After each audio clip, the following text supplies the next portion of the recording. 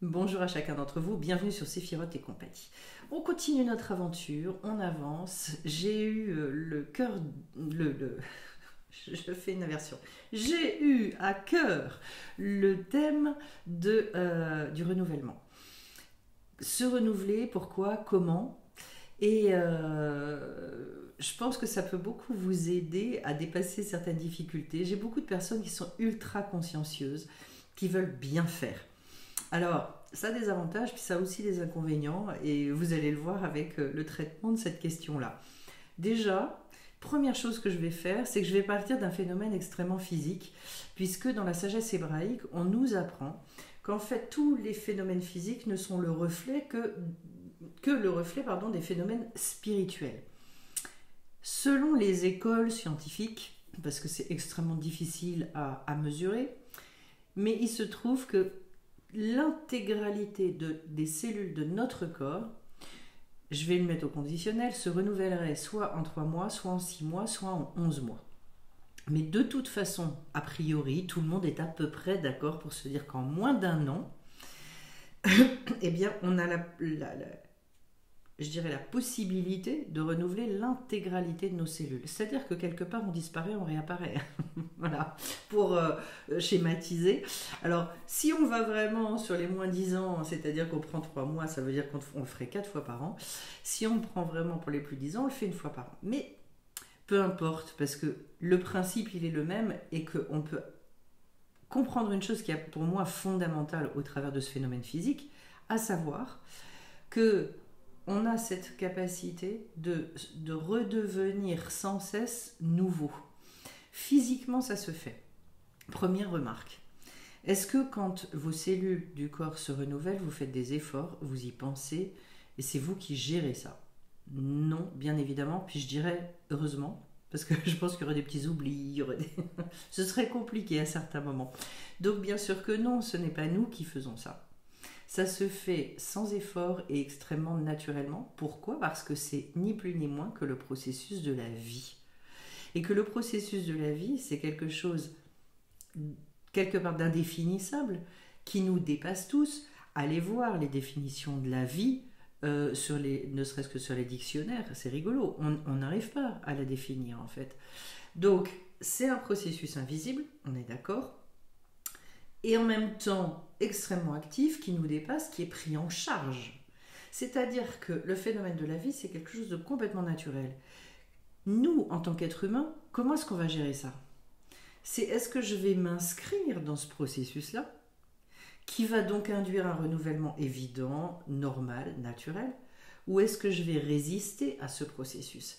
C'est pour ça que c'est très intéressant de constater que dans la Torah, à un moment donné, Dieu demande, il donne une injonction et il dit: j'ai mis devant toi la vie et la mort, tu choisiras la vie. Ce qui nous montre bien que le rôle de l'être humain, pour être dans cette évolution permanente, c'est d'accepter la vie. Donc la première chose, et c'est peut-être, je dirais, un changement de paradigme, un des changements de paradigme les plus profonds, les plus puissants qui existent. C'est-à-dire, je vais devoir renoncer à faire des efforts. Ça a des implications qui sont extrêmement puissantes dans notre vie, puisque si je fais un raisonnement à l'envers, à chaque fois que je suis dans l'effort, ça veut dire que je ne laisse pas l'énergie de la vie glisser et m'emporter et m'amener là où elle a envie de m'amener. Je ne peux pas rentrer dans tous les détails. On a des efforts à fournir. Mais les efforts à fournir, c'est justement de s'inscrire dans la vie. C'est de cesser de vouloir la contrecarrer et d'être créateur des choses qui ne nous appartiennent pas. On a bien le pouvoir créateur, mais pas celui de créer la vie. Ça, c'est pas possible.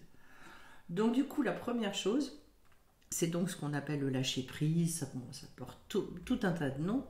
C'est surtout pour moi une espèce de présence extraordinaire à ce qui nous entoure, aux propositions que la vie nous fait, aux gens qu'on va rencontrer. C'est-à-dire, est-ce que moi je m'inscris dans ce mouvement permanent qu'est la vie, où j'ai un état d'esprit ultra ouvert pour avoir accès et voir ce que la vie me propose? C'est pour ça que tout le travail sur la sensorialité est absolument nécessaire, C'est d'ailleurs une des grosses parties quand je fais des stages en thérapie lumière où on travaille sur cette sensorialité parce que on nous en a éloigné énormément, notamment au travers de tout ce qu'on nous propose d'extrêmement artificiel. Et donc se reconnecter à ça pour pouvoir être dans ce lâcher-prise et percevoir tout ce que la vie est là. Dans cette immédiateté, dans ce moment présent, on rejoint tout à fait ce que peuvent transmettre certaines personnes comme zut, j'ai mangé son nom, Eckhart Tolle ou des personnes comme ça. C'est-à-dire, oui, le pouvoir du moment présent, comment est-ce que moi, je suis là et je vois tout ce qui grouille, tout ce qui me tend les bras quelque part et tout ce qui est là pour me parler dans ma vie. Donc ça, c'est le premier phénomène, c'est le lâcher-prise. Le deuxième phénomène, qui n'est pas des moindres non plus, et qui va suivre ce que je viens d'expliquer, c'est l'acceptation. C'est-à-dire que dans ma réalité et dans ce que la vie me propose, il y a des choses que je vais aimer, il y a des choses que je vais adorer, il y a des choses qui vont me faire beaucoup moins plaisir, et avec lesquelles ce sera peut-être un petit peu plus compliqué. Et là, c'est une deuxième étape fondamentale qui est, ok, ça je n'en veux pas, pour dire les choses très clairement. Comment est-ce que je vais pouvoir switcher pour passer par cette acceptation et finalement traverser ce qui m'est donné à vivre, en comprendre la substance et ce que ça signifie et la résonance que ça a chez moi, qu'est-ce que finalement la vie me demande de régler pour que je puisse continuer ma route et surtout ne pas m'arrêter par rapport à ce qui semble être un obstacle infranchissable, une gêne, ou pour certains une punition, ou voilà. Donc ces deux phénomènes-là, c'est ça qui va faire qu'on va rentrer dans une espèce de fluidité et qu'on va pouvoir être dans cette évolution constante, qui finalement, si vous avez bien compris ce que je vous ai dit, est une évolution naturelle. Je n'ai pas d'effort, je n'ai rien à faire. Nos plus gros efforts, c'est d'éviter d'en faire. C'est d'éviter de créer de la résistance. C'est d'éviter d'aller plaquer sur ce que la vie nous donne à vivre des jugements moraux ou d'avoir une lecture aussi de la vie qui est une lecture empreinte de culpabilité, de tout un tas de croyances sociétales ou familiales ou les nôtres, hein, des fois on sait très bien faire, et d'avoir au contraire un recul absolument incroyable quand on commence à avoir un regard de tendresse, un regard d'amour et à comprendre véritablement ce que la vie veut nous apporter, à quel point on est aimé. Alors à ce moment-là on ne vit plus du tout de la même manière. Plus du tout. L'épreuve, oui, il y en a des épreuves, bien sûr. La seule chose, c'est qu'on sait que, comme finalité, elle est clairement là pour nous faire dépasser quelque chose et nous amener là où on souhaite et là où notre cœur désire profondément aller. En termes d'épanouissement personnel, en termes de réalisation de soi, etc. Donc, sur ce renouvellement, avec ce que je vous transmets aujourd'hui, il y a moyen de creuser. Il y a moyen de vous, je dirais, d'écouter, de vous imprégner de ces idées-là dans votre quotidien.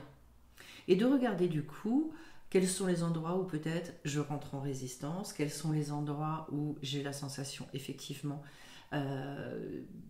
d'être coupable de quelque chose, donc il y a une culpabilité qui ressort, tous ces endroits-là où ça se tend à l'intérieur, où il y a manifestement une gêne, voire une anxiété, une peur, parce qu'en fait ce sont toutes ces choses-là qu'on traite petit à petit et qui nous libèrent et qui ne cessent de nous libérer, et donc qui nous font passer des paliers, des étages de conscience. C'est ça l'évolution. C'est que plus j'avance et plus ma conscience va se situer à un niveau supérieur. Pourquoi est-ce que c'est extraordinaire ça? Parce que vous voyez que quand on a le nez collé à quelque chose, vous imaginez, vous allez voir une exposition de peinture et vous avez votre nez qui est collé à la peinture. Vous en voyez quoi de la peinture? Rien du tout. Et vous n'avez aucun plaisir à l'observer. C'est exactement pareil avec nos vies. Quand on a le nez collé sur nos histoires, nos difficultés, etc., on ne voit pas le tableau global. Et du coup, je dirais que prendre plaisir, avoir une capacité à être dans la joie, dans ce quotidien-là, dans cette légèreté qui fait que finalement, quand on avance, c'est fluide. Ça nécessite, je pense, profondément ce que je viens de vous expliquer aujourd'hui. Et souvenez-vous bien de ce phénomène du renouvellement cellulaire, de vous dire aussi, donc ça veut dire que personnellement, je me renouvelle tous les X mois. Là, aujourd'hui, je check, je prends les cellules que j'ai aujourd'hui dans mon corps. D'ici quelques mois, il n'y en aura plus une, elles seront toutes nouvelles.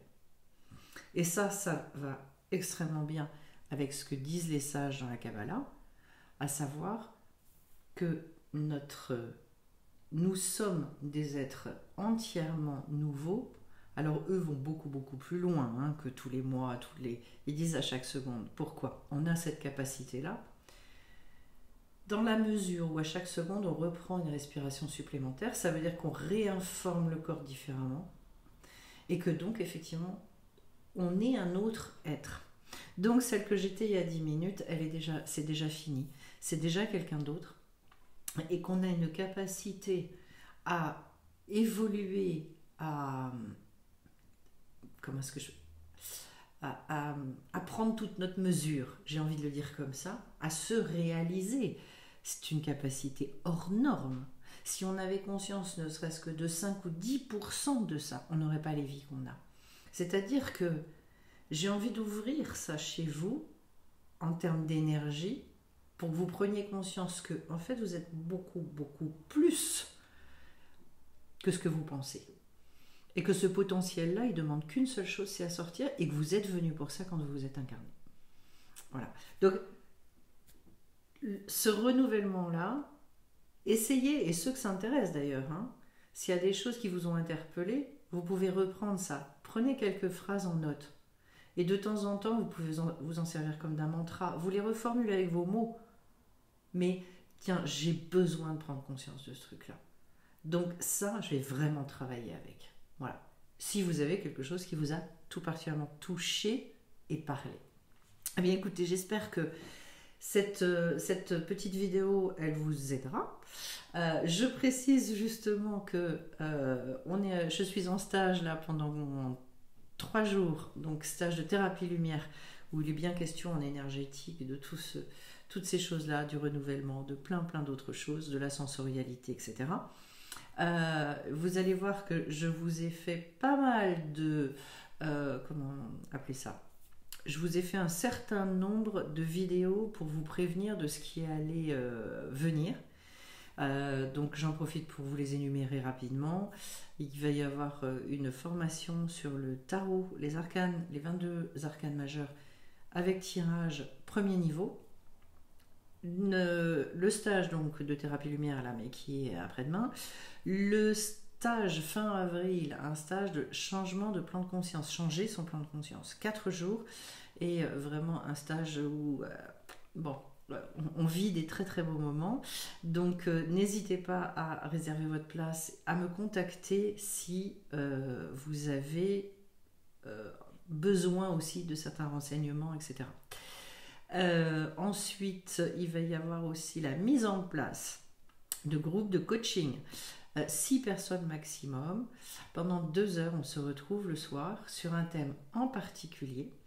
Et autour de ce thème-là, donc le tout premier, ça va être la liberté d'être soi dans les relations familiales.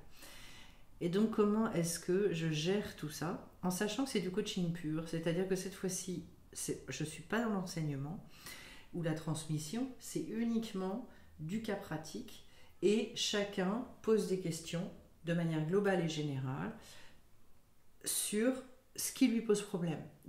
Tiens, j'ai tel type de blocage à tel endroit, il y a tel type de difficulté à tel endroit, etc. Et on avance là-dessus.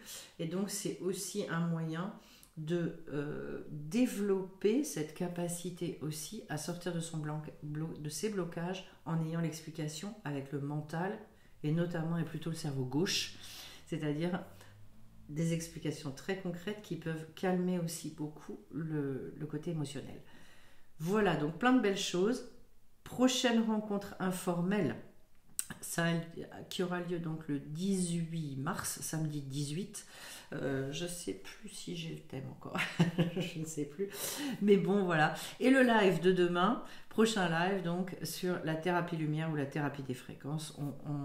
On va avancer, vous pourrez me poser toutes les questions que vous voulez.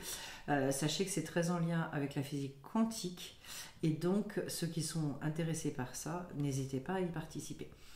Je vous embrasse tous bien fort et on se retrouve très vite sur la chaîne. Bye bye.